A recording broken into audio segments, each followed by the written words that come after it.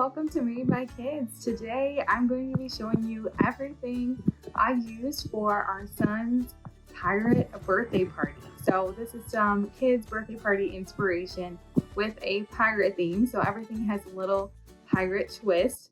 This is great for a summer party, a kiddo who has a summer birthday. You can do a pool party with this. You can do water slides, slip and slides. We did a bounce house that had a slide that you could put water. So if you have a kiddo who has a birthday in a summer month, a pirate party is just a fun little theme. So we used everything from little sail toothpicks to our Halloween skeletons that we had already in our garage. I just dressed them up with pirate hats and gave them a sword or something like that. So repurposed a lot of stuff we already had in the house. I also made a cooler that was a treasure chest using a cooler from the dollar store. So it was actually a very inexpensive project that made a fun little cooler that looked like a treasure chest for the kids.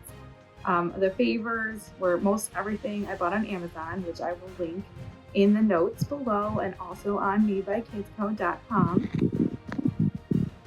If you have not done so already, hit that like and subscribe button to see some more fun summer content. We have coming up just lots of little fun ideas for summertime coming up.